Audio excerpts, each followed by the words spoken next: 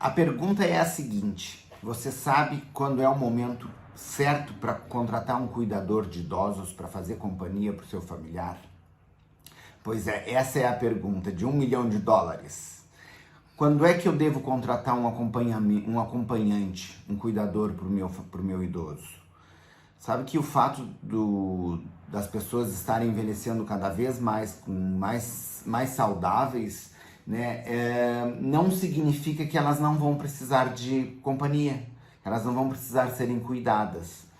Então essa é a pergunta que a gente faz. Você sabe o que fazer, qual é o momento, o que deve ser levado em consideração para poder oferecer segurança, cuidado para o seu familiar, sem que ele se sinta invadido, sem que ele se sinta pressionado, sem que ele se sinta desvalorizado, né? Porque a partir do momento é muito delicado tu colocar uma pessoa para cuidar de um idoso na casa dele, ou até mesmo para compartilhar o espaço que ele pode de repente até mora com o seu filho, mora com um familiar, Então isso também é uma consideração a fazer, né? Porque seria mais uma pessoa estranha no leito da família.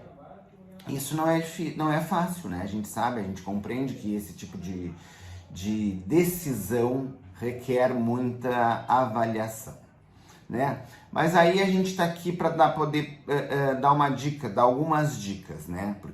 Volto eu a falar, o fato da pessoa estar idosa não significa necessariamente que ela está incapacitada, mas ela pode apresentar limitações, né, gente? Uma coisa que isso aí não tem como fugir. O processo do envelhecimento é característico pelas limitações que a gente vai enfrentando e descobrindo, né? Novos desafios a gente pode considerar como novos desafios.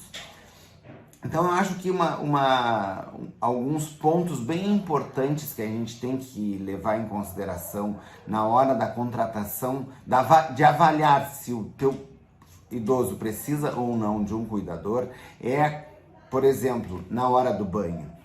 Ele ainda consegue tomar banho sozinho? Ele consegue desenvolver sua atividade com segurança?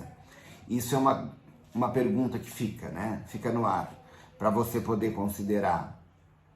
A medicação, se o idoso fizer uso da medicação, ele consegue administrar sozinho essa medicação, sem risco de esquecer, sem risco de pular, sem risco de misturar? Isso é uma outra questão que a gente tem que considerar. Torneira aberta, né? Pequenos detalhes como uma torneira aberta, panela no fogo,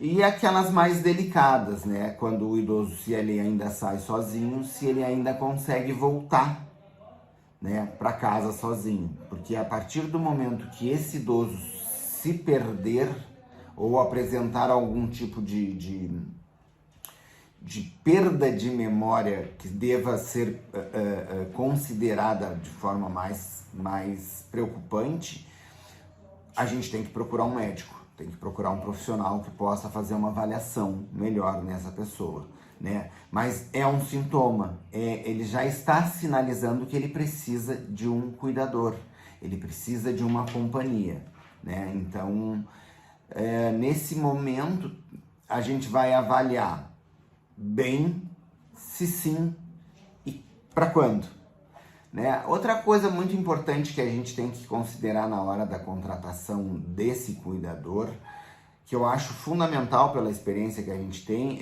o cuidador deve ser capacitado, né? Ele deve ter formação, ele deve ter experiência, ele já deve ter desenvolvido, ou pelo menos desenvolver a profissão, não deve ser uma coisa muito amadora assim, porque senão a pessoa precisa ter um olhar afiado para cuidar, né? Ela tem que ficar atenta às características do idoso, atenta às alterações de comportamento desse idoso, né? Ele tem que estar atento ao comportamento que o idoso apresenta, porque é natural que daqui para frente esse comportamento, a tendência é cada vez sofrer mais alterações.